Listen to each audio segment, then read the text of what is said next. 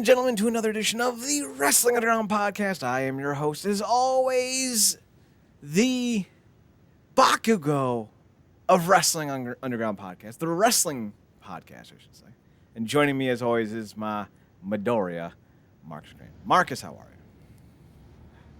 you? Good, man. Just over here, just trying to hone this quirk. You got a gift for one-liners, man. I was going to call them zingers, but I don't know if zingers is the right word or if it's just one-liner because, like, man, it's all inappropriate. We can't broadcast half the shit we say when we're prepping, but, like, on the show, I make Marcus laugh. Off the air, he makes me laugh. And, like, the ironic thing is, like, I'm trying to not swear as much, and I find Marcus kind of getting a little bit darker with his comedy. I'm like, oh, no. Am I pushing off my darkness onto him? Is that why I'm able to not swear as much? Because Marcus is inheriting the curse? Between Chad, all the stupid racist people on Twitter, along with the anti-Snyder bots. I'm just going to call you bots. Yeah, sometimes you just got to get in the zone. Get in my Chad zone. Got to ball some energy sometimes. I'm telling you, it may be a dark zone, but we do have cookies.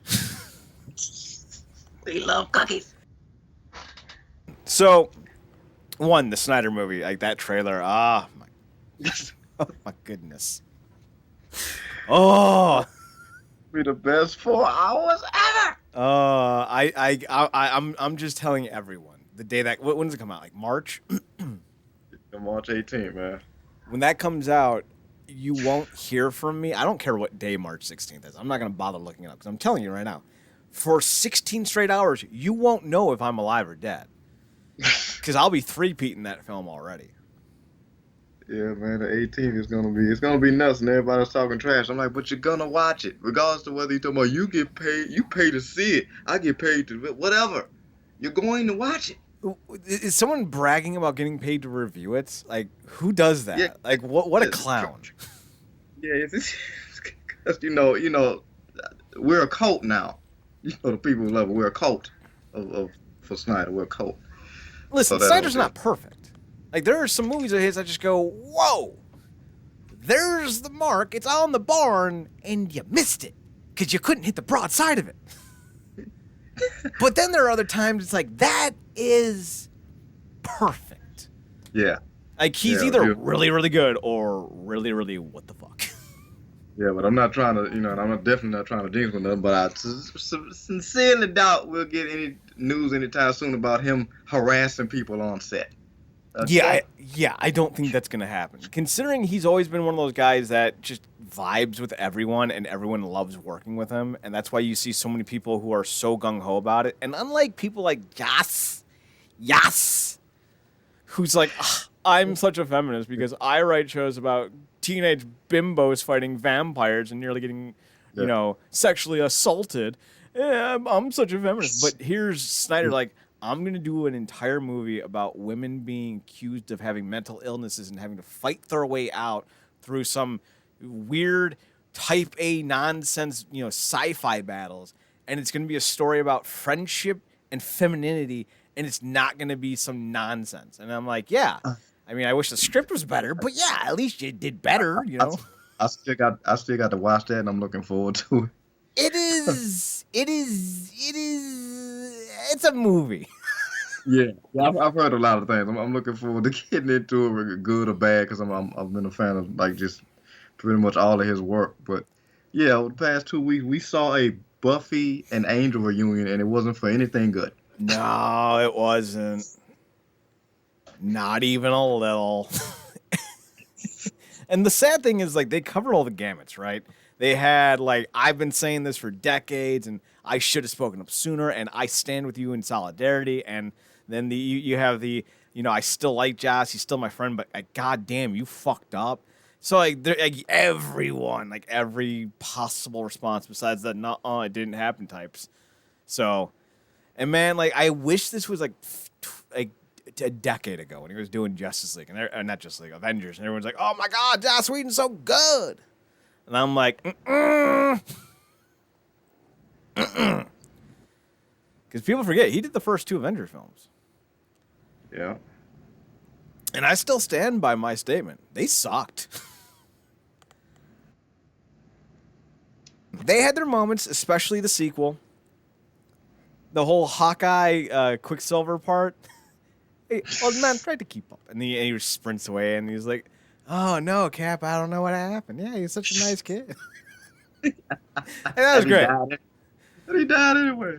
Oh, yeah, that's right. He can move faster than sound, but he can't move faster than a bullet. I don't know. That just doesn't seem like Oh common sense. man, It's it's stupid. but you're not wrong, and just it's perfectly shown. Because I went back and watched, because I've watched the damn Snyder second trailer at least 50 times by now, going for 50 more.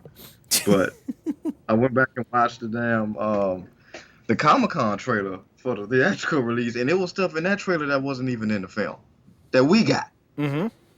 So it's like the amount of effort that movie went through is not even, people don't even understand. It's not like he went back and shot movies. Like the stuff he went back and reshot was literally the Nightmare stuff. I still think, beyond a shadow of a doubt, that every single second of Dawn of Justice is perfect. I love it. The extended cut is so good. And the And, only like- way to watch, You're gonna watch it after the show? no, I say that's the only way to watch that. Oh yeah. The only if there is a gripe, it'd be like I wanted more Jimmy Olsen. I wanted more Ma Kent. I would have liked more Pa Kent because I don't know who doesn't love Kevin Costner and who doesn't love Kevin Costner telling his son, what should I have done, Dad? Let them die? I don't know, because that's a real honest. That's a real honest answer. But Chad, that's not Paul Kent. I would argue that it is because fucking John Snyder, right? That's who played him in Smallville. Yeah. Said the same shit all the time. But Dad, it's Pete. I don't care if it's Pete. You're my son, Clark. But Dad, Pete's gonna get arrested in like 4 seasons with having like a lot of drugs in his car. Wait, really? No. Okay. No, you just gotta let him go then. Sorry, Pete. That's why he got left go of Blue Mountain State. Did you know that? Yeah, no, I think we talked about that. Yeah, we talked about like yeah. I Yeah, do. he's I never just. really- Oh my god! I just realized that Alan Richardson and the guy who played Pete Ross were in both shows. Oh, that's hilarious. They Smallville us. And then of course, fucking Stephen Amell was the starting quarterback for the first season. Oh, that is hilarious. Oh, the random convenient full circle. This random, yeah, that is hilarious. Like, yeah, but wait, Dad, Pete's gonna come back later seasons because we need somebody to do something with this Stride ad for the gum. Well, at least it was Laura Vanderroot as well. So like, Yeah. I gotta watch those. I got the season right here. What is it? 1, 2, 3, 4, 5. I'm missing 6, 7, 8, 9, 10. Yeah, So- you talked about BVS. What a great through line opener for the trailer with the yell heard across the universe. Oh yeah. Everything about that. Oh, everything about that trailer looks amazing. I guarantee you, if that does banger numbers, which I think it will, I think it'll at least get 20 million views. I think DC will be like, Mistakes were made. mistakes were made, things were said, reboots were mentioned. How about the sequel? And then Snyder will just be sitting there with his arms across the table, going, "All right, but I have some conditions," and they're just like twiddling their fingers like Genie from Aladdin. Oh, and Snyder goes, 5 hours, okay, uncut, sure,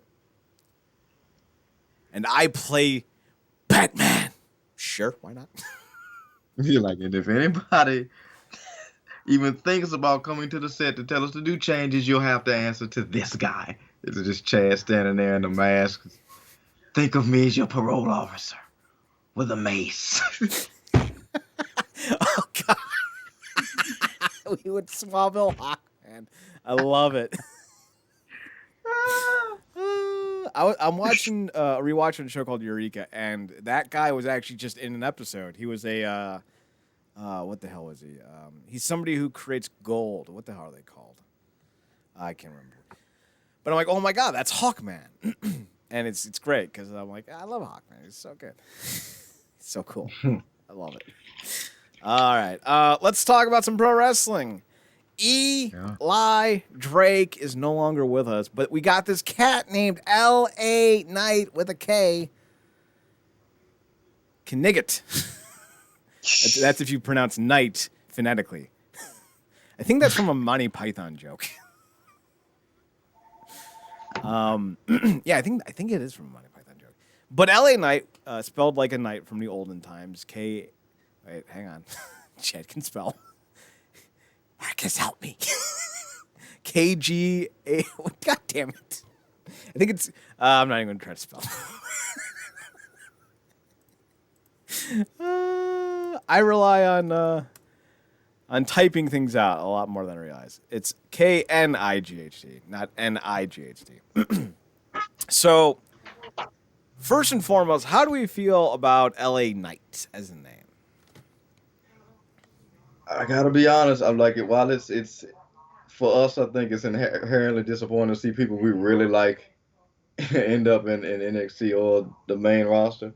But it's just good to see the guy again. Like I've literally haven't seen him in terms of being on my TV or laptop since the NWA took a hiatus. So it was cool to see him. It was cool to see him back in his swag bag, if you will, talking his mess. And while the name was different, the energy was the same. Mm-hmm. You know, so but somebody, can't. I don't know why I'd be surprised. He knows what works for him. He knows what has worked, and for him to, a simple name change wouldn't, dictate too much of his pace in terms of just switching up that entire thing that works for him. So it was cool. He always rocks these cool jackets that I'm envious of because I'm a jacket guy. Um, but just the fact that he ran off that pale clown known as Sam Roberts was was was enough for me. Yeah, that was pretty. Mwah. And Wade Barrett couldn't hold a straight face. I loved it. I mean, I'm not gonna watch him. In NXT, I'm not gonna watch NXT. I don't have that type of time. Yeah. But I will say that I like what we're getting. I think he's a nice addition, and considering that there isn't anyone at the top that I would say is on his level as a character, he's instantly, the right fit for whatever you want to do. I know a lot of people are like, oh my God, Karrion Kross, and I'm like, oh my God, bald dude with a goatee. I haven't seen that before. Like, the only reason we care about Karrion Kross anymore is because Scarlett Bordeaux's with him, and let's be honest, we only care about Scarlett Bordeaux because she is gorgeous. So, I don't know. Karrion Kross can fuck right on off with his generic-ass wannabe promos. Finn Balor. Does anyone watch NXT anymore? Like, there's no hype anymore around that brand. And it's not... Don't do the COVID thing. Don't. There hasn't been hype there for, 3 years. So, I don't care if it's Finn Balor or Adam Cole or Johnny Gargano or whoever. L.A. Knight is the guy. He's now the guy. The name, I'm not even going to lie, I love it. I know we had fun with the Eli Drake, but I never liked that name. I always thought it was I don't know anyone named Eli that isn't dating their cousin sister. Hilarious. The cousin sister, that's hilarious. But I think we talked about that too when he was in Impact. You're like, that's a dead ass regular name that he made work. Exactly, and it wasn't like a name that was good. The phonetical cadence of the Eli Drake is what sold it. So now you have a name, and he's from California. He's from L.A. I think he's from L.A. County. Now you have a name that fits just like that with the L.A. Knight. So it works. I don't praise NXT. I don't like NXT. I don't like the WWE. I think Vince McMahon is a scumbag, and he's going to hell in a handbasket for all the things he's allowed to happen in his life for the sake of the almighty dollar. However, I've also been saying for years, I will always tell the truth with how I feel about something, and I can't sit here and bag on everything and anything, and then go, yeah, Eli Drake's on NXT. Who cares? Because that debut was fantastic. That name change was on point. The look is freaking amazing. And he's in a promotion where he's going to be one of the bigger, stronger, better promo guys. So he's going to stand out. And he's going to make them look embarrassed. So he's going to do very well if they let him. Yeah, I'm definitely looking forward to. I mean, you're right. I mean, NXT is not what it used to be. And like you said, I don't think that has anything to do with the pandemic. It's just kind of the energy and the names and the switch ups and everything. I think they've done good to rebound specifically with the women.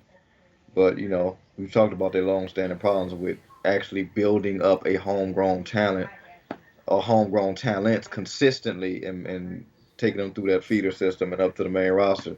But we kind of know that narrative at this point. So getting back to Drake, he is in a place where he'll thrive if they let him. He could go for weeks on the mic and never touch the ring, but we already know what he's doing in the ring. So, it's better he be there than running after Bad Bunny trying to get the 24/7 title. And I hope that's like I want him on like a 1-year deal.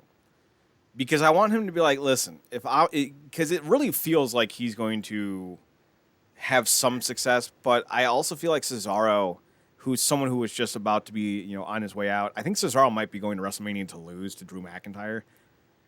Even if that is what Eli Drake ends up becoming, as the guy who goes to Mania and lose, I think that's better than what a lot of guys are getting. And like, I don't want to bag on certain people because I know how much fans love him, but look at Keith Lee. The dude is already done. He has no momentum. And how you can fuck that up with the modern day Vader, I don't know.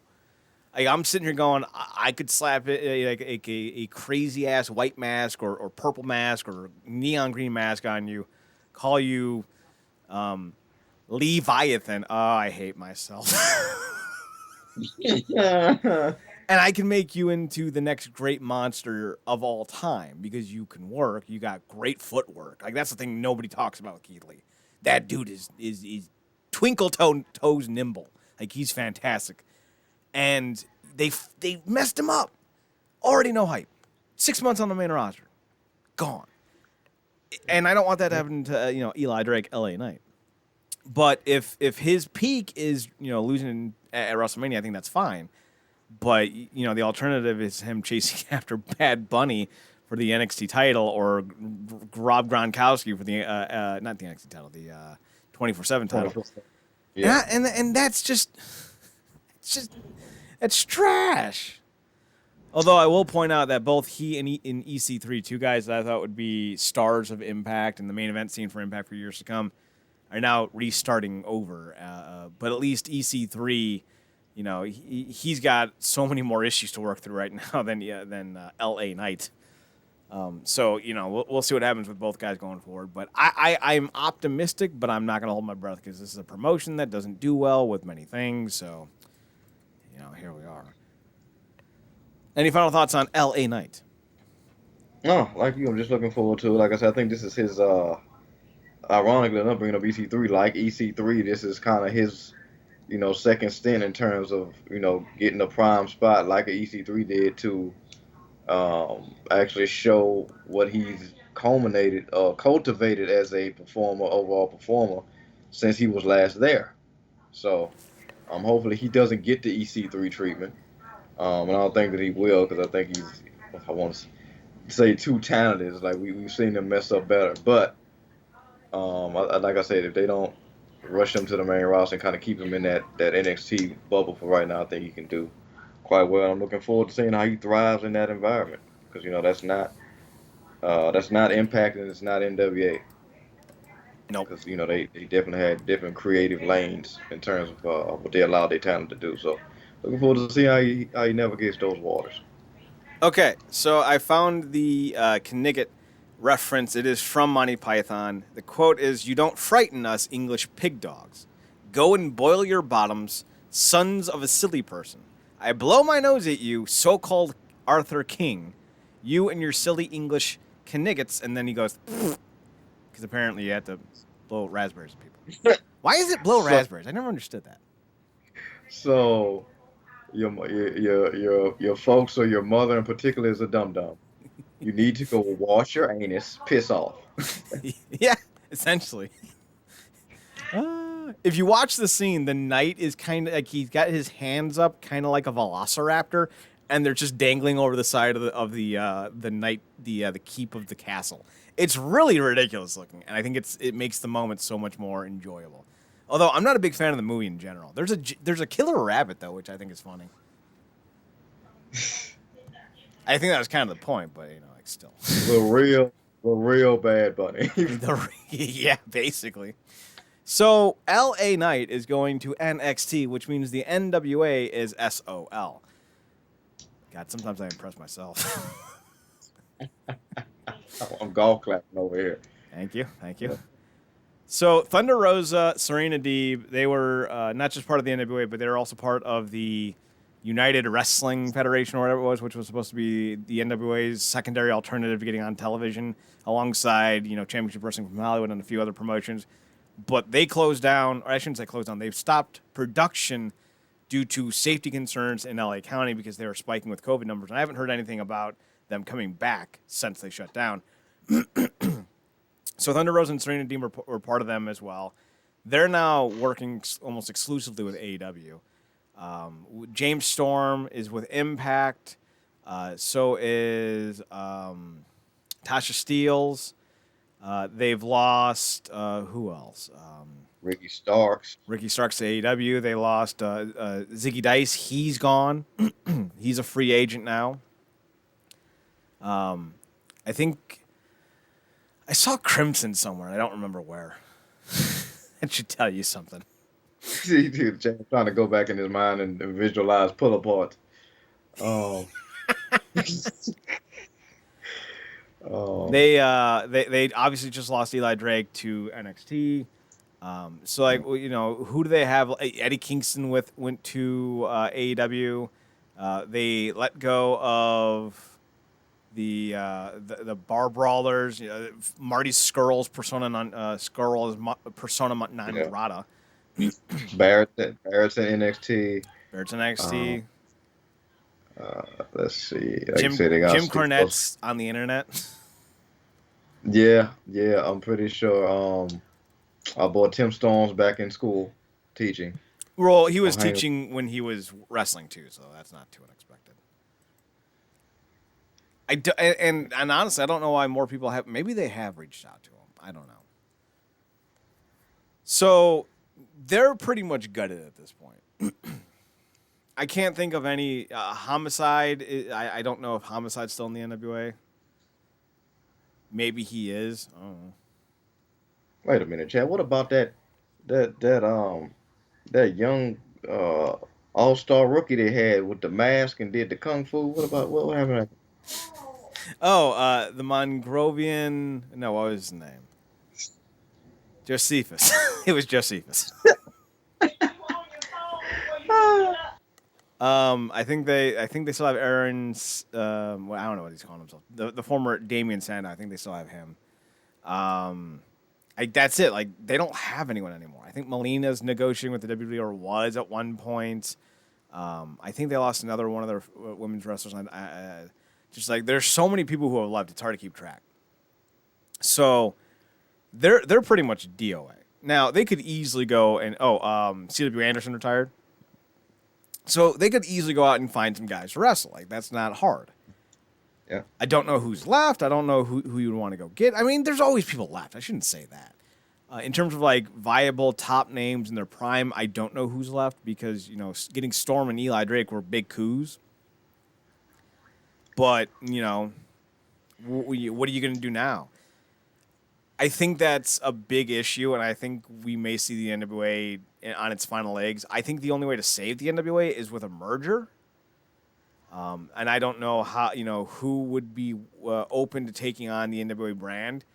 I know, at least from me, I think one of the better ideas out there, if you do want to do a merger idea, would be OVW, because they have the talent, they have the resources, they've been up and running for the last couple months, doing TV again. Al Snow is leading the charge, so you have someone who understands the industry and teaches respect with the trainees, and I think they even have accredited courses. So, like, if you, I think I'll have to double check that, but I know they were trying to get accredited. But that would be an easy way to bring some in. Like, I think Jesse Goddard's is their top guy at the moment. They got some notable names if you're familiar with the Ohio indie scene. But like they've had guys like Jay Bradley and the Pope come through every once in a while. And the Pope is still, I think, with the NWA. At least he's still willing to work with them because I haven't seen him sign elsewhere, and he should. He's amazing. But Marcus, one, do you think the NWA is dead? Two, do you think a merger would help? And I'll ask you three once I get those answers because I'm going to pivot with the third question. Yeah, man. It feels like if it's not completely, it does feel like it's on its last legs. Because once again, we kind of talked about this dating back to when half these names were still kind of up in the open, Mm-hmm. uh, up in the air, if you will. In terms of a merger, yeah, I think obviously Impact is finally regaining good relations with the Wookiees, if you will.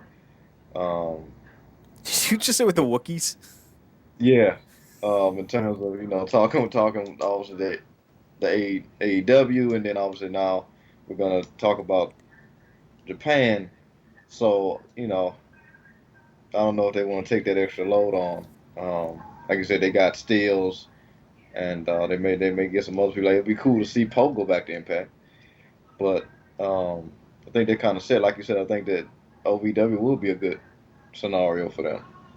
This is even if it was forced by COVID, the collaboration to me has always been necessary to a point. Mm-hmm. Uh, so like I said, if it get to the point where all you got is Aldis and his faction left, which I mean, you know, strictly business that their names. I'm strictly Yeah, not interested. yes, strictly lowballing you when you sign here because I have no faith in your ability. Um, but yeah, I think that'll probably be the best out. You hate to see it, but essentially everybody that's somewhere else is pretty much there. Yeah. Like it'd be dumb not to snatch up Thunder Rosa. She's been having better matches than the guys on a weekly basis. So So here's just a list of notable names. Aaron Stevens is one half the World Tag Team Champions. He's also apparently the booker for Championship Wrestling from Hollywood, which I did not know. JR Kratos is the other half of those tag team champions. He's currently working with New Japan USA quite a bit. So I doubt he'd go back to NWA after this. Leo Rush was part of the Primetime Wrestling Live events that NWA is doing the joint hosting of in the summer. He's now assigned to MLW and is currently the middleweight champion of MLW and the cruiserweight champion of AAA. Mike Bennett did some stuff with Primetime Live as well, but he signed with Ring of Honor. So that leaves you basically the Pope, Aldis, Trevor Murdoch, which I don't mind. Trevor Murdoch is a hell of a hand. Aaron Stevens and maybe JR Kratos. Camille's not doing anything. Serena Deeb and Thunder Rosa are working almost exclusively with AEW. Maria Canales, who's part of the Primetime Live event, she's probably going to go to Ring of Honor when she's ready to go back to work. And then you have Mae Valentine, the female manager type of risky business or strictly risky or whatever it's fucking called. strictly frisky. So yeah, there's not a lot of names left on this roster. Let's see, active roster. Maybe there's some more names on here that we can look at. NWA. So Billy Corgan, Crimson, Homicide, Melina, Matt Cross, Marty Bell, Caleb with a K's in Impact, Jack Stain, Mr. Anderson was let go, Ricky Morton and Robert Gibson, Scott Steiner, Serena Deeb, Thomas Latimer. Yeah, so basically like all the names we thought of. So Yeah, NWA's they're on. I would say they're on the last legs unless they can come back with a big old vengeance because they were building up to that Aldous Skrull thing. Like, man, NWA got hit hard because they got hit by COVID. Then the speaking out movement because they lost not only Marty Skrull but they also lost one of their executive producers, the guy who used to write for Impact. I forget his name. Then they got hit with the second lockdown in LA counties. So like that's not good. Let's talk about good though, because we want to be good. We want to talk about goodness, or at least enjoy the physical goodness that someone like Taya Valkyrie provides. Miss Valkyrie is apparently about to join L.A. Knight in NXT.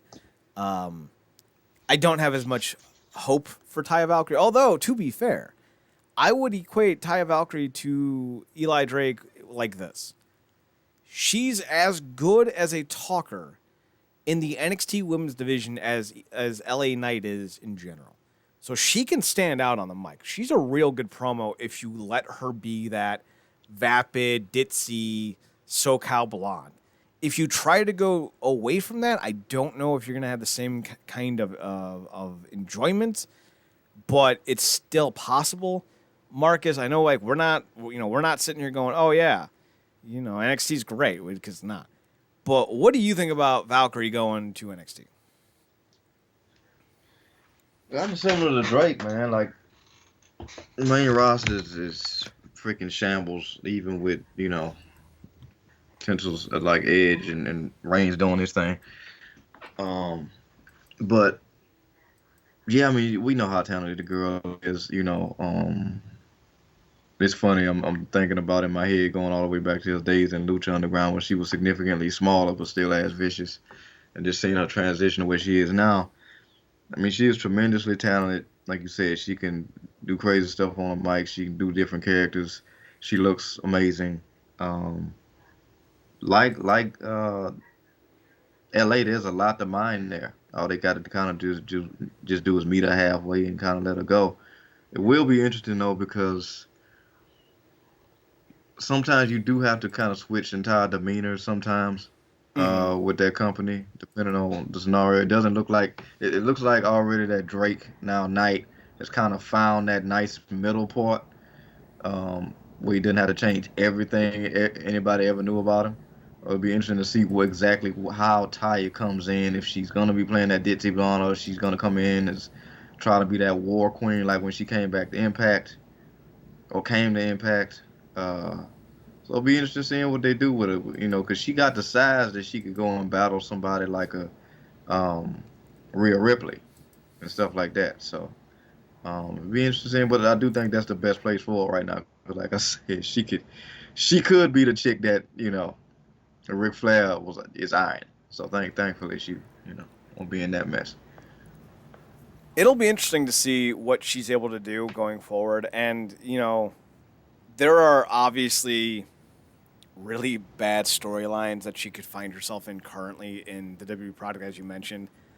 But I think that the obvious course of action for them, because they've gone straight obvious with all their storytelling, save for Lesnar, Lashley, which we're still waiting for. Yeah. You're eventually going to see Taya with Johnny Mundo or John Morrison now. I think that's going to be the obvious thing because that's what every couple has been paired up at some point. Andrade and Charlotte, weren't they a pair on screen at one point? On screen, no, I don't think they were. Didn't she have like a Latin manager? Charlotte, no. Hmm. They definitely paired up Bianca and her dude. Obviously, Miz Maurice. Jay and or Jimmy and Naomi, because I'll never know which one is which. Yeah, Jimmy and Naomi. They never did Zelina and as the Black. She was on the opposite side. Mm-hmm. What you call it? But no, I don't think they've had Charlotte cross paths with Andrade.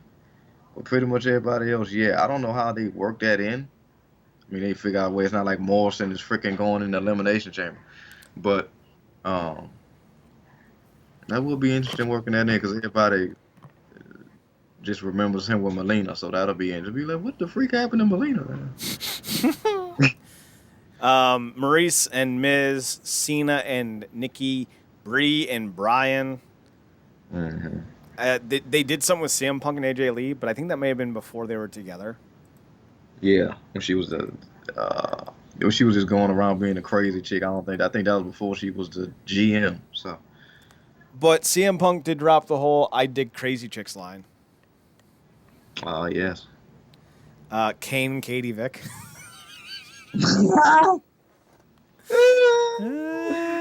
We got jokes. We got jokes. They did Undertaker and his real life wife, didn't Twice. Although Michelle McCool was just kind of like, "Oh my God, that's my husband. Please don't beat him up." And then the first time was they tried to make her famous. they? Oh. Yeah. Undertaker, make me famous. All right, calm down. Yeah. Obviously Booker T and Sharmell. Yeah. Yep. Yeah. I always forget that Booker T and Sharmell were a power couple. And then I go straight to Kurt Angle. Another company. No. Kurt Angle and Sharmell. Oh yeah, that was a few. I won't repeat the line, but damn it, Kurt. Well, what the hell? And like, I can't call him racist because he's clearly not. Because have you seen his exes? But like, Kurt, what did you mean? God damn it, Kurt. You remember the promo I'm talking about, right? Yeah, I think I do. Where he's telling Book what he's gonna do to his wife. Hardcore bestiality sex. Well, what does that mean, Kurt? Oh yeah. Oh Jesus, man. Jesus, Kurt, man, does not get like the career he's had in terms of entertainment when he wasn't wrestling. Just it's nuts. Right? It's so good. Like he's so enjoyable all the time. But like on that one, like, did you mean BDSM sex? Like, what did you mean? Because clearly that wasn't it. Like, damn. I bet you Kurt was like super weird, like sitting next to Sharmell in the meetings. Hey, Sharmell, you smell pretty. Kurt, for the 15th time, HR told you to stop harassing me. How can it be harassment when I find you so sexy and I want you to touch my penis? Kurt, right there, that's harassment. I'm not seeing it. And he didn't do this to Stephanie. Well, there's two reasons. One, One and two. And two. And he's just like doing the gesture where he's like moving his hands up and down to show Sharmell that she's Sharmell. Like 1 and 2. She's not you, and she's not Hugh.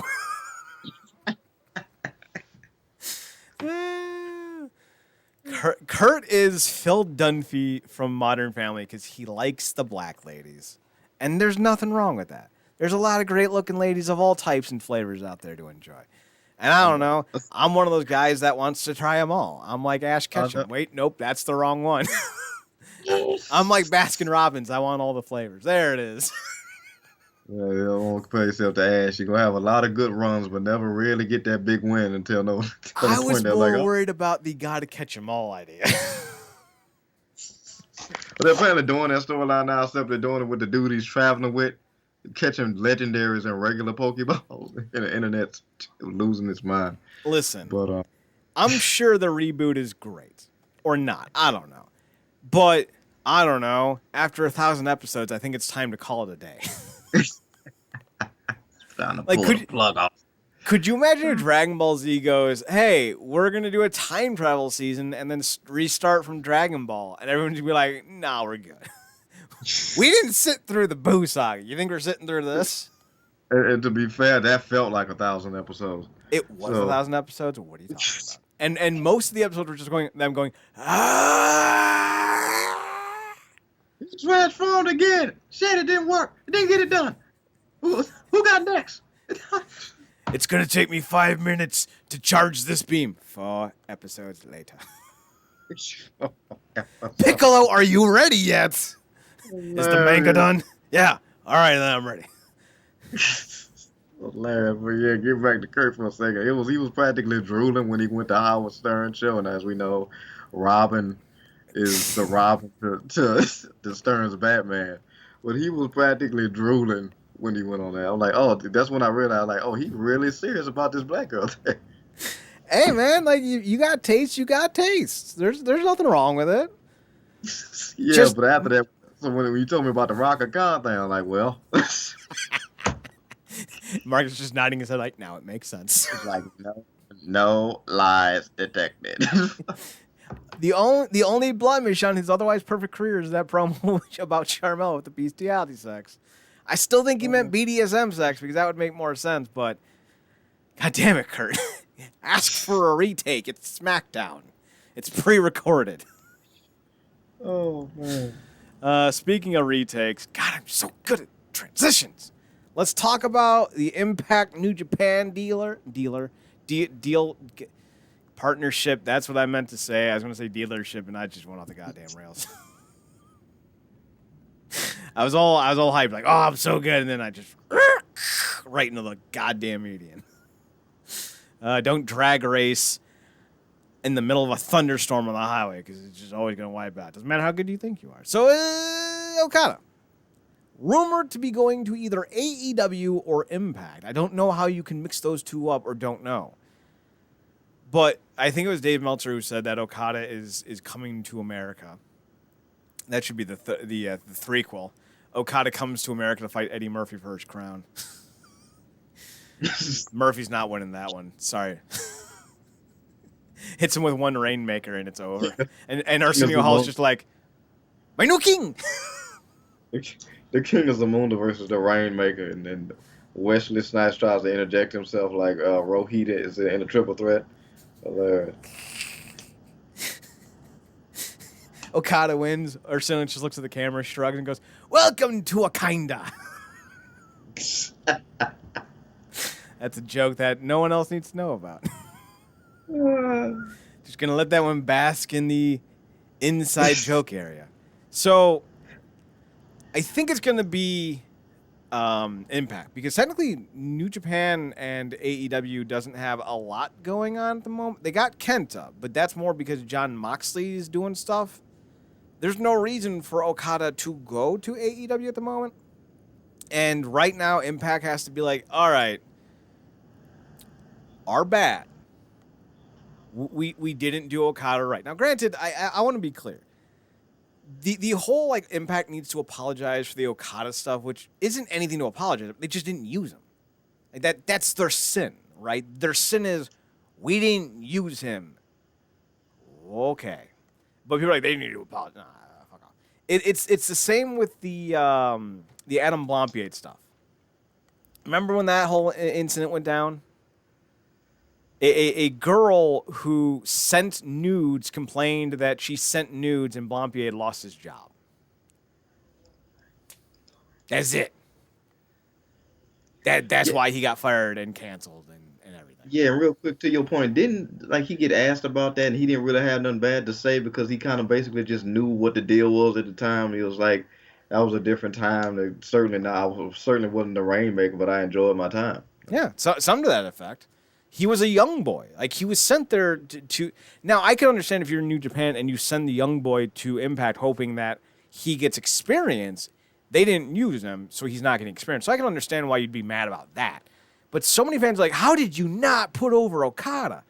One, because as good as Okada is, he's really not that great. He's good. Don't get me wrong. I'm not sitting here trying to take away from him, but he's a lot of New Japan marketing. He doesn't throw a great dropkick. He throws a good dropkick. He doesn't have a great body. He's got a good body. He's not athletic. He's okay. But he has endurance and marketability. He looks good, and New Japan can market that. And now people are like, oh, he's so good. It's not that he's bad. He's very good. He's one of the best wrestlers in the world. But is he Hiroshi Tanahashi in the ring? No. Is he Shinsuke Nakamura in the ring? No. Is he Finn Balor in the ring? No. He'd be like above the Eli Drake area, I'd say. He's not someone that you're going to have, like, he's not Will Ospreay, right? Like, you're not bringing in Okada because, as a rookie, I should say, because he's gonna do stuff in the ring that no one else can do. He's very New Japan young boy at that time. He developed a name brand, he developed a look, he developed a style and a marketability, and he became a sellable, marketable brand. That's no doubt. He's one of the top earners, one of the top marketing guys in all New Japan history. Like, you put his face on a poster, you're going to sell some seats. But that's New Japan promotion at work, not necessarily Okada, style or Okada in-ring wrestling or Okada promos. Like, he's not known to being a very charismatic guy. He's always had a mouthpiece. He's not Nakamura.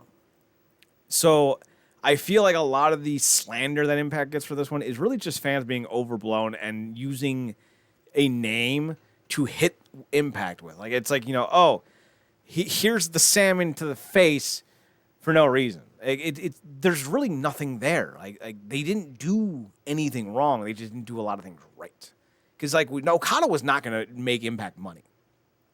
In 2008, 2009, with a non-English speaking Japanese wrestler who has no body of work to draw on, like, what do fans expect? Like that's the one that always baffled me. Like, this isn't some takedown on Okada, not at all. But it'd be like, oh yeah, Impact had John Moxley in 2008 and Tyler Black in 2009, and they didn't even market them because they weren't anybody at the time.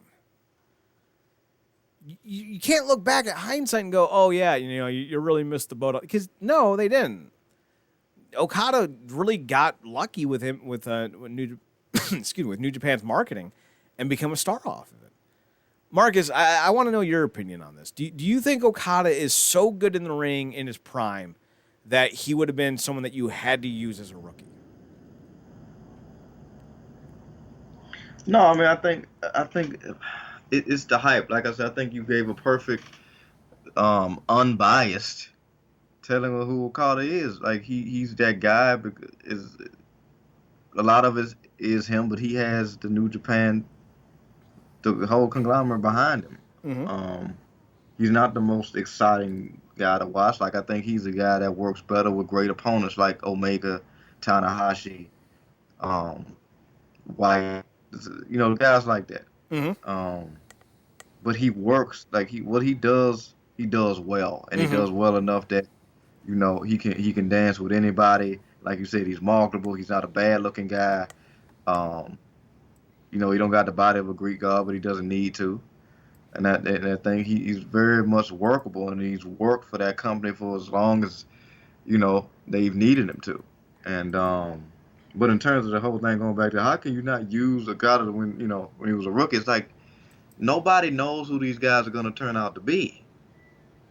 And things are going. I mean, like everybody kind of was in Impact. A lot of people might not want to admit that, but Tanahashi was there. So many names was there. Mr. Anderson was there. MVP was there. MVP, K-Quick. Yep. Well, I mean, Anderson and MVP were there before they were names. I think MVP got jobbed out to Monty Brown, and I don't remember what Anderson's name was, but he got jobbed out too. Like, this is like 2004, I think. Yeah. Yeah, but it's just, a lot of when you see them guys early, they are what they are then, and they evolve over time. And that New Japan is a completely different beast from what Impact was back then. That environment breeds you stepping up or getting pushed aside. He stepped up, and he was a pillar and still is a pillar in that company. So, I get people's sentiments. But if you come into a company and you didn't know crap, you kind of got put in a position until you evolved and grow. But I get it.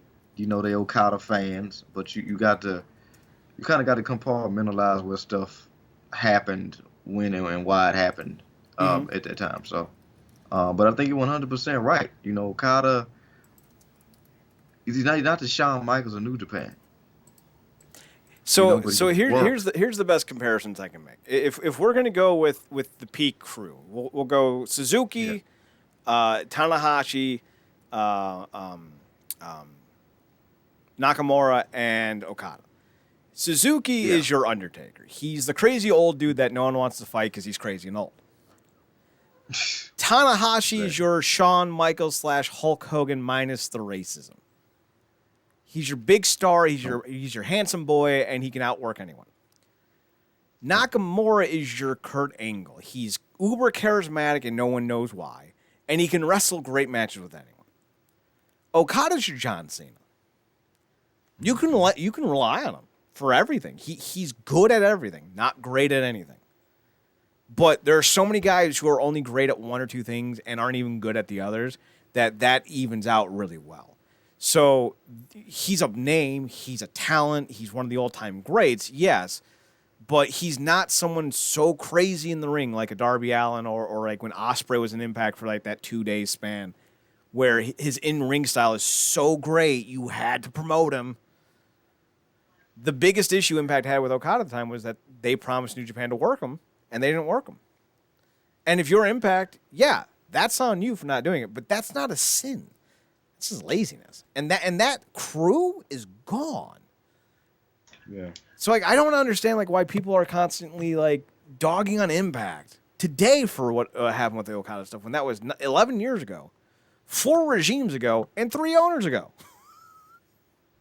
Yeah, because I just think they were, like I said, they stuck with what they see now. And that's cool, but you can't anticipate that. And there's so many factors that go into what Okada is now that they just don't want to account for. But I think that the other half of that is, the narrative. Impact effed up again. But think about in the last 5 years, Tigre Uno, Pentagon and Phoenix as a tag team, LAX as a tag team. Granted, that was more of a homegrown star thing, not so much a foreign star. Sonata, they've ran with Marufuji. They promoted and booked with Noah. They've done a lot better with foreign talent in the last 4 or 5 years than at any point before. So I feel like the stigma should be off them, but it's not, and here we are. So, it is what it is. Yeah. All right, let's see. Moving on. Next topic, FinJuice. They're an Impact for how long? I don't know, but I love the hell out of this. I tweeted out, and I stand by it, that FinJuice took on Reno Scum, and I tweeted out my 3 favorite wrestlers, or 3 of my favorite wrestlers, and then Dave Finlay. Dave Finlay does nothing for me. I only care about FinJuice because of Juice Robinson, because he's amazing. He's such a great promo. And like he's another one. He's an Eli Drake type. He's not, the greatest thing in the world in wrestling in the ring. You put him against a capable opponent, he's going to put on a capable match. That's for sure. He's not uber athletic. He's not going to, he's not Mark Jindrak, for Christ's sakes. Have you ever seen some of the shit Mark Jindrak could do? He reminds me of I remember that shape. He's in, I think the first Day of Reckoning game on GameCube that I have. Oh, really? Yeah, he had a great build. He reminds me of a Maven. Maven had a great build. Yeah. Juice Robinson athletically reminds me of Maven, but promo-wise sure reminds me very much of, I don't even know. Like, he's so good promo-wise. There isn't a great one-to-one comparison because he's like almost like a California punk kid almost, but also like super unique and kind of like new wavy and edgy, but also like really wholesome and violent. Yeah, there's a edgy, flamboyant innocence. There it is. That's it. That is like, absolutely it. He's the perfect example of what you use when you go to wrestling and you do a how it started versus how it's going. Yup. How it started. Peace and love. How it's going. New Japan star. I love New Japan. I love Juice Robinson. I love this deal with Impact, and I'm looking forward to what they can do. And what I love most about bringing in FinJuice isn't just getting to see Juice Robinson, one of my 5 active favorite wrestlers in the business right now, on one of my favorite brands. It's the hype, respect, and notoriety that is going to come with FinJuice being on Impact Television. Sean Ross Sapp, who's one of the people I dislike the most in this industry as a reporter, because I think he's kind of just a dick.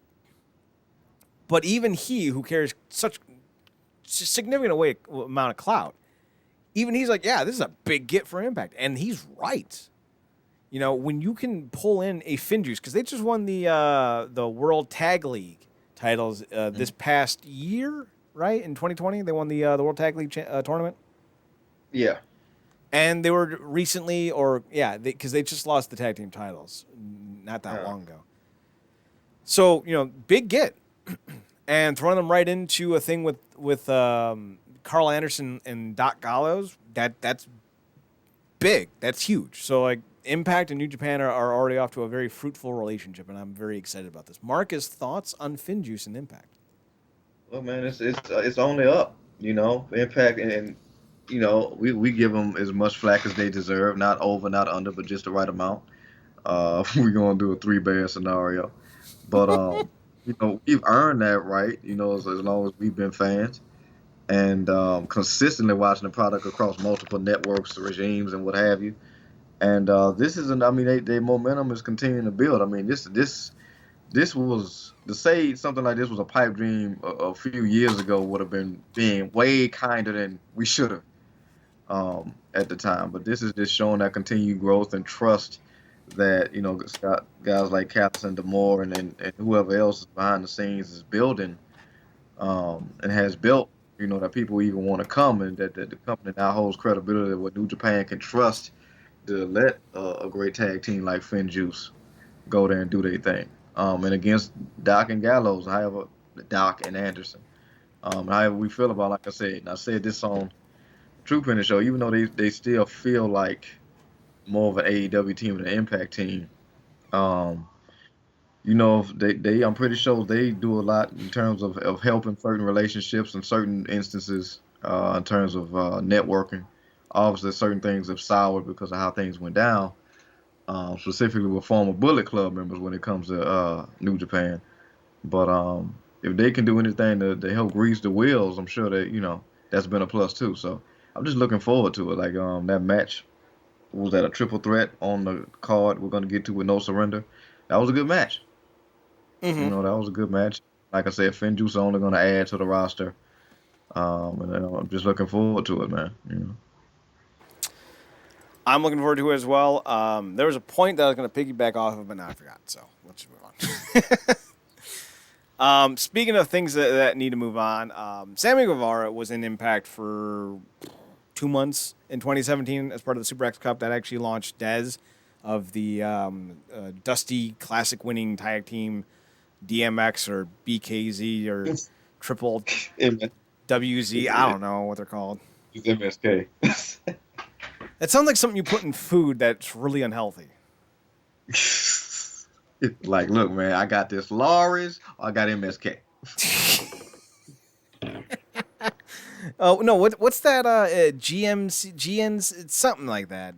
GHB or some nonsense. I don't know. It's not something you should be eating.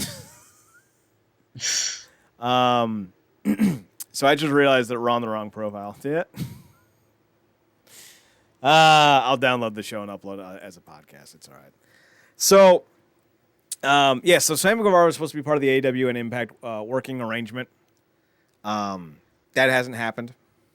He was sent home essentially before the next set of tapings because he apparently didn't like how he's going to be used. And you have two people, two mindsets of one will, it's Impact, lol, Sammy Guevara did the right thing. And on the other hand, it's like, if you had a problem, why didn't you go to your bosses who okayed the program and and not try to railroad the whole, get together? And apparently, like, Tony Khan's really pissed about this because despite his ads, he's a big fan of Impact. And the working arrangement has been really good. It's great synergy. It really is. So I think there was a lot of people kind of upset that this is going the way that it was. Marcus, thoughts on Guevara tanking his entire storyline, going to Impact, and then being sent home essentially? Yeah, I'm not disappointed. Like, I think the guys is obviously got a lot of talent, long ways to go in terms of just being started with the major stuff that he could do. But I could say the same thing about Osprey and still separate and be like, yeah, but he's a cunt. Absolute douche. And the guy's got, seems like he's got a little bit of what would older folks I'll talk to say? I guess he's smelling himself a little bit, if you will. Mm-hmm. In terms of that arrogance, and he already kind of stepped in it once. really bad publicly, and looking at some stuff that you provided with a little discourse back and forth between Pablo and Jutsu, he has a little bit of a history in terms of kind of overstepping his bounds, if you will. So that's never good. The industry is full of too many phenomenally talented people to the point where he really doesn't stick out like that to even be like, man, I can't believe you passed up on that guy. Like, no, we got like 2, 3 more ricochets in the back. So It's kind of sad that Ricochet's been boiled down to 2 or 3 more in the back. And it's not unfair either. When you don't have charisma and you're just the move guy, eh? I mean, they already got Trey Miguel. They don't need. Is Trey Miguel the slightly what's the when you adjust the color on your TV, what's it called? The chromiograph or something like that. Is he like the slightly lesser dark version of Ricochet? Wait. No. When you're in a fighting game and you pick the same character, there's the main color, like the Ryu white, red, and then there's the Ryu gray and red. Trey Miguel's the gray and red Ryu. It's like it's the beige Ricochet. The beige Ricochet. Beige-Shay. Ricka-Beige. Ricochet.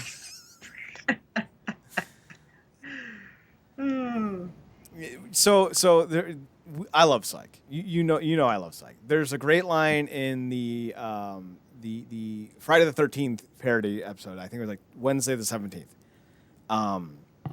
And one of the women who dies in that episode starts the episode off watching a horror movie, and she's the movie she's watching, a girl dies, so the girl goes, "That's what you get for being a harlot."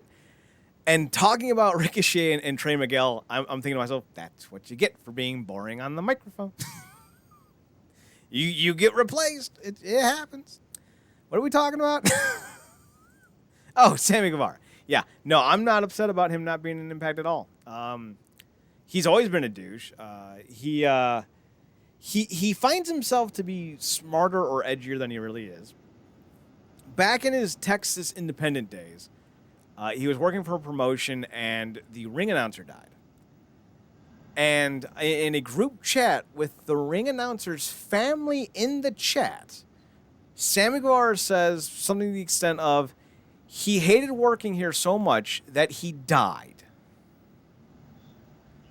And everyone's like, Sammy, you're a shitbird. So everyone's like, well, he'll grow up, he'll mature, and he won't do this again. 2018, 2019 rolls around, and he's like, I want to rape Sasha Banks. And I'm like, okay, you didn't grow up. And then everyone's like, he's young, he makes mistakes, it's fine, he'll grow up. And then here we are again. And now he's joking about it. So he's never going to grow up. He's going to get in more trouble. He's Randy Orton 2.0. What did you guys expect? He's a shitbag. All the talent in the world, and doesn't have a brain in between his ears.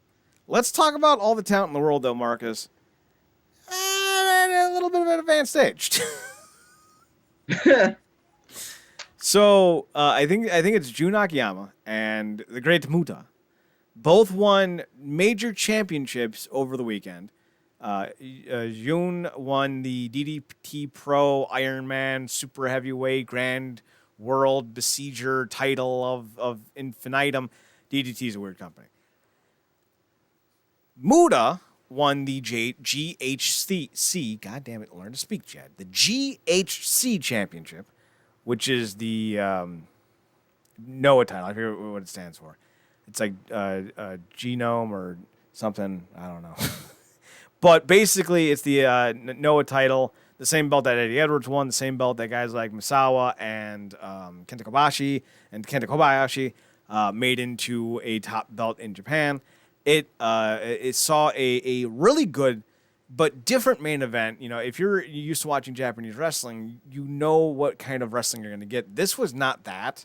There were a lot of submission holds in this match, which not a bad thing at all. You just need to understand that you're not going to see Okada and Omega slapping each other's chest for 80 minutes. Muta wins, defeats Go Sasaki, who was champion for nearly a year, over a year. and did it in front of a COVID-packed crowd. I say COVID-packed not to be funny, but to indicate that it was a sellout crowd, but there were plenty of open seats because COVID. And it was a big moment. It kind of lit up the wrestling world that morning. Marcus, I know he's 58, but how do you feel about Muta, who is, by the way, former champion of New Japan and All Japan as well? Now he's a former champion or current champion of Noah. That's the legitimate trifecta. That is the Triple Crown, even though the All Japan title is called the Triple Crown. This is the new Triple Crown. I think only like 3 people have done that, if that. But Marcus, how do you feel about Muta winning the Noah title at 58? And Akiyama winning it at 51? Look, Muta's an absolute legend, man. No matter how, slowed he is now, what have you. He reminds me very much like a Japanese Undertaker, where you know the guy's an elder statesman, but when he gets in his regalia and turns it on, he's somebody that you stop and watch. And he's kept that prestige all these years. He's certainly kept the respect amongst his peers and obviously for the sport. And Japanese guys just age differently anyway. Even though they get older, they still maintain a level of sturdiness, if you will, is the best way I could say it. And it's just really cool to see. To never really see somebody like Muta, leave the sport or lose that je ne sais quoi, if you will. So I don't know how long he's gonna hold it, but Muta, regardless of what stage of his career he's in, he carries with him, that air about him. Even against somebody like Suzuki, in that moment, he has the crown. So I'm looking forward to seeing what he does, man. Like I said, like you said on Twitter, this is the most good air Noah's had around in a long time. As much as I love New Japan, other companies that are active in that place, they need shine too. So if this can do it, I'm all here for it. It is a great time to be a Noah fan. They have occasional English commentary, which is fantastic. I think they're out in New Zealand, so they do have a bit of a New Zealand twang. But it's not a bad thing, like, at all. I think Noah is in the best shape it's been perception-wise in a decade, honestly. Maybe since Kenta left, Kenta Kobayashi. The little Kenta now in New Japan, not the big Kenta.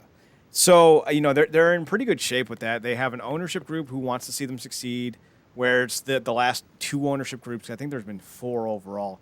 The last 2 were interested in just turning a profit. This is now more about maximizing everything that they can. And they seem to be doing a great job, especially running DDT and Noah side by side as separate entities instead of combining them into one brand.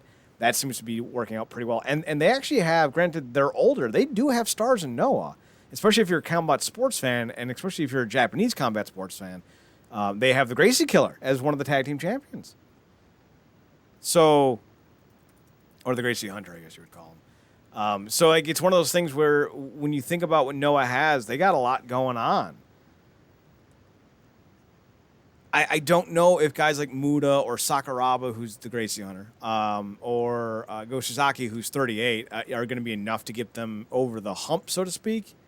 But they're good enough right now to bring eyes on and to start making new talent, and I think that's what they're going to be trying to do.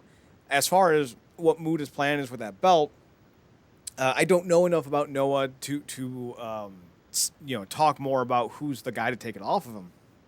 But they're already setting up a young wrestler from Noah taking the belt off of him, storyline wise. After Muta beat Shizaki, Sasaki refused to shake the hand of Muta, and then as he was leaving, a young wrestler came down to kind of stand in the face of Muta and symbolically challenge him without actually challenging him. That might be the guy they're building up to be the next star. But Shizaki's profile has never been higher, and this is his 3rd or 4th run with the belt, so that should tell you how good his run this time around was. So Noah's in great shape. If you're a fan of Noah, this is good news for people. I would say get hyped. But the next story is get not hyped, because we got to talk about the fact that Chris Jericho's wife is a maggot. I'm not talking about JBL calling Michael. I'm talking about Jericho's wife being a hardcore Trump supporter who was there on the day of the insurrection attempt. Marcus, we already knew Jericho was a Republican, and that there's nothing inherently wrong with that. We see guys like Mitt Romney, and you may not agree with his politics, but he's a stand-up guy, I would say. Can't stand from many politicians, but I would say Mitt Romney might be one of them. But Jericho is a hardcore red stater, even though he's Canadian. So I don't know. Born in New York. Again, he's a conundrum. He was part of one of the biggest mass spreads of COVID back in August when he played as a member of Fozzy at Sturgis. He performed. I think they said like 100,000 people got COVID, or 10,000 people of 100,000 people got COVID, or something to that extent. Like it was like 1 in 10 people got COVID at that event, maybe even more.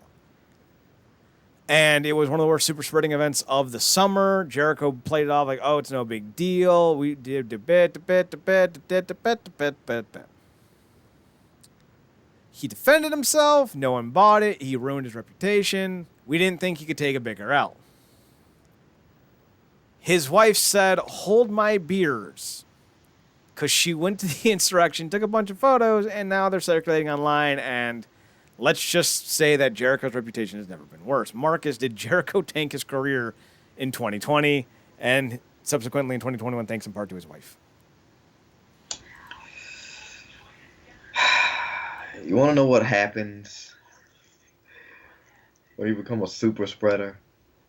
You know what happens when you become an anti-vaxxer mask? You want to know what happens when your significant other takes part in an idiot insurrection? We shouldn't say takes part because we don't know, because that's a federal crime. We will say was there for the insurrection. Was a partied to? No, not necessarily, but enjoyer of? Yeah, probably. Because we don't want to get sued, Marcus. We have to be very diligent with what we say.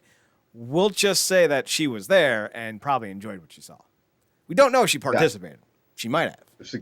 If said significant other was allegedly there, doing one of the country's biggest blunders in the past however many years, that just means that you just made the list. That's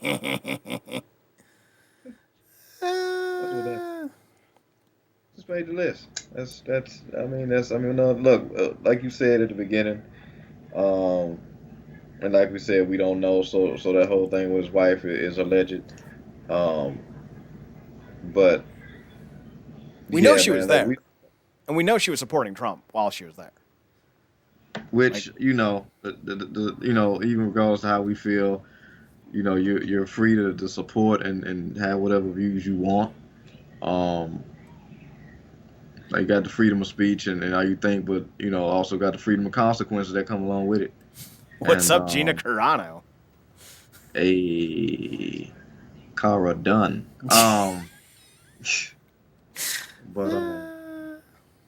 Yeah, man. I mean, it sucks. It sucks, but we, this past year, it's been riddled with finding out things about probably some of the wrestlers that you like that would obviously dictate another opinion about them, unfortunately. But it just goes back to the point I always say, we really don't know these people. Nope. We get a certain aspect of them from a talent level, and we get a little bit of their life and what they give us in interviews and such. But other than that, we don't really know them on a personal level and some stuff like that. I mean, and to his credit, for the most part, more than other people in his career, for the most part, his personal life has kind of remained quiet for years. Mm-hmm. We don't see his kids all over IG, all over the place, or his wife, doing interviews with E and God knows who else, spilling personal business. He's kind of kept that personal life personal, which a lot of people can't necessarily do. So, kudos to that. And like I said, we don't try to make people dictate how they should think or feel. But we call out dumb stuff at the same time. The mass stuff, to holding these events where whatever's clever in terms of the proximity when we in a global pandemic that seems like it's far from over, and just even being at the insurrection. Not saying that you may be the worst part of that group, but being guilty by association is a thing. So, allegedly. It does kind of paint Jericho in a light that I don't think a lot of people want to accept. And to be fair, we have to acknowledge that this is a truth statement that I'm about to say.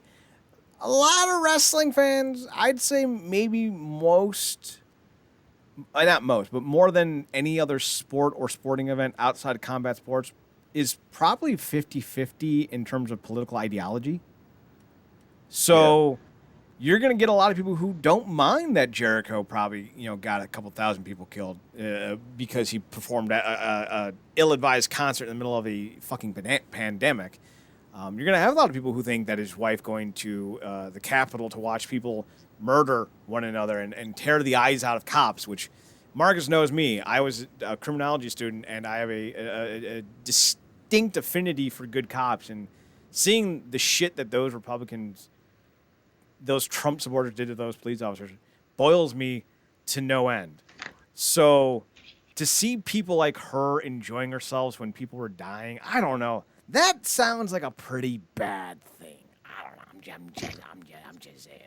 Yeah. So I was never a Jericho guy, and this just makes me dislike him even more. Like they don't get it. They're millionaires, and they don't get it. So, if AEW's like, fuck you, Jericho, I'd be like, sweet, AEW, you finally did something right. But they won't. They won't, because Jericho carries too much clout in this industry. So, he's killed a couple thousand people with his terrible music. Yeah, hilarious. Yeah, into your long-standing point that you was heavily on last year. Your favorite announcer is still there. Yeah. Yeah, he's still there. Still there. Still there. See between Jericho, him, Guevara, not the same level of severity across the triple spectrum, but close enough. You're all shit people, so I don't know. You can fight it out which ring of hell you're going to, but you're all going. And listen, I'm Catholic. I might be going there myself because fucking Catholic. Did you have an impure thought? I once wanted my friend's Legos. You coveted something that didn't belong to you. You're going to hell. Okay. Little Chad's been waiting for this day. Let's talk about No Surrender real fast. Zach and I will do our breakdown of it tomorrow night on Making an Impact right here. Well, technically tonight we're on Real Nerd Corp on Twitch. But tomorrow we'll be on the appropriate one, which will be twitch.tv/Wrestling Underground. Marcus, No Surrender. We had a really strong show. Even the match I didn't really care about, the Eddie Edwards, Cardona, Myers, and Hernandez was good. It's fine. Everything else was really good. I don't really have any complaints. Well, except for the fact the Good Brothers won. And Dreamer didn't win. But that's more of a sentimental one. Like, I don't mind that Swan one. Like, all right, cool. Obviously, we're building up to Swan versus Moose. That's fine. But the Good Brothers winning was just irked me because I don't like the Good Brothers, and I understand that Impact maybe thinks that they can bring in more viewers or they got a strong brand or something or other. Yeah, and that guy, first name T, last name P, also won. Oh, my favorite maggot.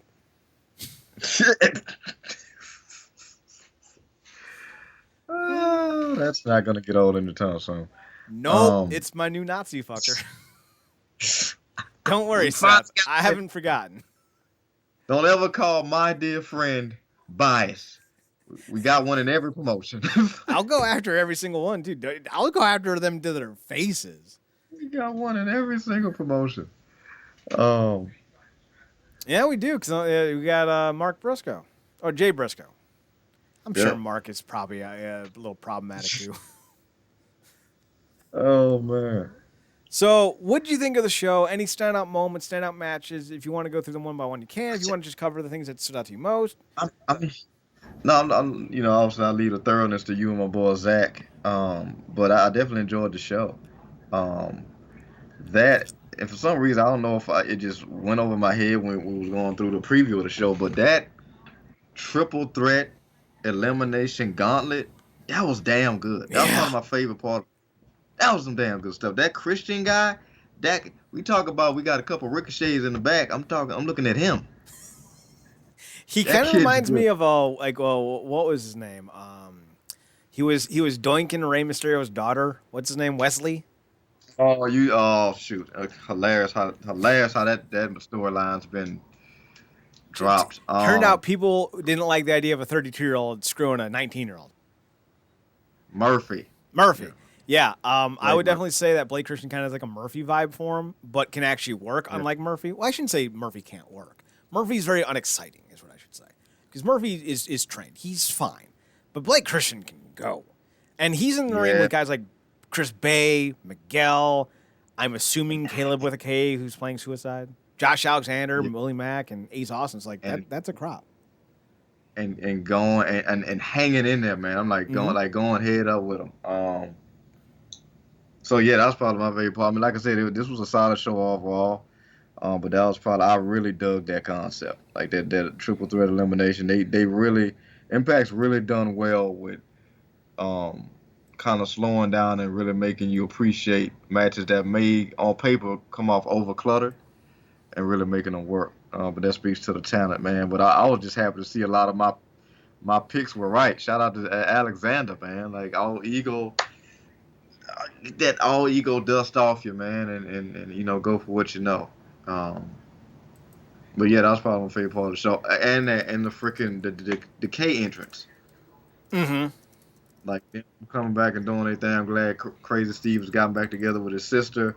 She's gonna need somebody coming off of the whole Taya thing. And yeah, like I said, Tarus, man, is a absolute problem. It was cool to see Jazz and the crew get a win, for Jazz to be the one that gets the win. And yeah, man, it was a real solid show. I appreciate it. What do you think of the main event? Because the main event was really interesting. I don't know if it was a legit spot or not, but Dreamer sold the hell out of a dislocated pinky. I think is what he was selling, and like there was like a good 3 minutes of them like hemming and hawing like the death of Pee Wee Herman and Buffy, the movie. Um, Hilarious. it was a strong match that I thought, and part of me kind of wished that Dreamer had gone over, but I don't know. I just think it would have been an interesting story of seeing another 50-year-old dude or another 45 plus dude like Brady. I think Brady's 43, but like Akiyama, Muda, Brady, they all won titles in the last week or two. Would have been great to see Dreamer add his It's name to that list. it's funny. I'm on the opposite side when it comes to this particular scenario. I think it would have worked for me with Shamrock, Okay, well I would have loved but Shamrock too. I mean, I'm good with either or. yeah, but it worked for me in terms of Shamrock because of the shape he's in and the crazy persona. Like, but I'm still tripping. Like, how do you turn Ken Shamrock into Sam Callahan's lackey? In what world does that work? So that would have worked for me had they gone ahead and pulled the trick on a crazy champion Shamrock that actively goes after his challengers to break their ankles before they even get to the match. Yeah. Um, but here I dug it. Like I said, he sold the hell out of that pinky, or that finger thing, which may or may not have been real. Um, but we talked about before. I don't really think the ending was in doubt, and we know where this is going. Moose is consistently like, dude, you said you made me a promise. I just keep going back to that freaking Batista. Give me what I want. So that's basically Moose right now. Can we just all agree on one thing? That Batista's best promo is when he's holding Rey Mysterio's head going, I'm going to rip your freaking head off. No, it's not a joke. I'm going to kill you. And then he kills Rey. Because did he palm the back of his head, or did he just grab it on the side? I think he was palming it in the back of his head, like he was like, like the romantic kiss, like you put your hand in the back of her head and then you dip her. I think he was doing that. And he's just like, I'm going to rip your freaking head off. You were supposed to be my friend. Bully Tista is Oh, peak Batista, because that bled into the John Cena feud. yeah, Dog Dave, man. Dog Dave was classic, man. The days before Blue Tista, man. I Oh still like man. Batista. I just like Batista, so like I don't know. I've always been a Batista fan. Same here, man. Same here. But yeah, it was a solid show, man. They doing some good stuff. I'm appreciating the stuff that they're doing, and like I said, now you're infusing that new talent, and God knows, with AEW and stuff with New Japan streaming in, these shows are only going to get bigger. What's the next one? The next one's a pay-per-view. It is. They don't list it. I don't remember what it's called, but it's happening But, in March. yeah, but I will say this: I don't know what's been going on with the whole streaming situation. But only reason why I know that because Chad's going to call it out every time. But hopefully y'all get that taken care of because that's seemed like it's come up came up multiple times. So Yeah, the site went down. I can't log in. Haven't been able to log in. I thought they weren't charging me, so like whatever. But then I've been finding out that they have been charging me, and I can't log in. I requested emails for help. And this is how you know that it's a significant issue for the company as a whole. The website had because the website now links directly to Impact Plus, kind of like the WWE Network was doing. So you go to ImpactWrestling.com and then you hit login, and then it takes you to Impact Plus. That's if you're using a web browser. This is how you know that things have gotten bad. I was on there every other day for the last 3 or 4 weeks trying to get help. Saturday morning, I'm on there trying to get help. And either Friday or Saturday, they added a new help function on their website. Right next to the login. So clearly I'm not the only one having login issues. And the problem is they were doing everything in-house, but now they have a streamer service handling their stuff and an independent bill collector handling their stuff. So they're no longer doing it all in-house. So clearly there's been some issues with the transfer of power or not power, but responsibility that isn't being addressed appropriately. And I'm kind of sitting here on the outs going, hey, can y'all not?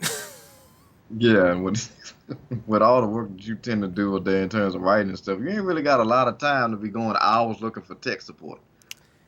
And the funny thing is, I've requested 4 or 5, 6, 7, 8 different, reports. I haven't gotten an email back. I haven't gotten a text back. I haven't gotten anything back. And you would think that they would want my money. I mean, they're taking it anyway. And I can promise you, if I don't have service in the next month, I will be canceling my subscription and they can go fuck themselves because I watched the stream illegally and I no longer care. Because I'm trying to give you money and you don't want it. So, like, why should I keep spending money on this crap? It's not crap. It's a really good product. But, well, the in-ring product is good. The streaming product is terrible. So, I don't know. We'll see. I bought the last pay-per-view on Fight. I might not do that again out of spite. I did not mean for that to rhyme. This ain't even fun to listen to, man. Like I committed. Like Chad's way more committed than I am. He's trying to hug you and you're palming his forehead. That's what it looks like. And it looks worse because it looks worse because we're smaller. So we look like Eddie Edwards in that picture on the website. Oh no.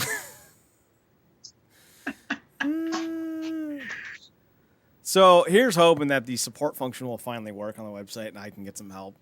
But this is some bullshit. I've been subscribed to their on-demand service since TNA On Demand in 2011. So, God damn it, why is he wearing a hat in that photo? He looks so weird. I'm like, come on, man. This is the same. But my friend is the same guy that's been calling back for those brown bag specials. Nobody else has been calling back for them brown bag specials. Most have been calling back for Don West. Well, mind Don West either. He's great. Love me some Don West. Yeah. So here's hoping. Marcus, any final thoughts on this week's show? Anything you want to talk about? No, I think we covered it all. All right. We'll be streaming on the appropriate channel tomorrow night. If you're listening to this on the download, thank you. I knew I still had that subscription to Podbean for a reason. So download the show. Go to the website, realnerdcorp.com. RealNerdCorp.com. We're on YouTube at youtube.com/Wrestling Underground. We're on twitch.tv/ No, I'm sorry. It's youtube.com/The Wrestling Underground. Twitch.tv/ Wrestling Underground. We're also on Twitch at twitch.tv/ Real Nerd Corp. We are on Twitter at NERDCORP, on Instagram at Real Nerd Corp, REAL, NERDCORP. Marcus can be found on Twitter at Paradox Kid, PARADOXKID. That's me. There it is. I was waiting. He's also on his other podcast that he's mentioned before, The True Painting Show, on Twitter by searching True Painting Show, TruePenningshow. You can find me on Twitter as well at Chad Nerdcorp, CHADNERDCRP, and on Instagram at Chad's Photo Hut. Twitter is one more time, NERDCRP. Website's one more time, realnerdcorp.com. Thanks for tuning in. Thanks for checking us out. Thanks for giving us a chance. We'll be back next Tuesday after Impact for another edition of the Wrestling Underground podcast. For Mark Street, I'm Chad Portal. Thanks for tuning in. Thanks for checking us out. Thanks for giving us a chance. And as always, Marcus, take us home. Good night, me.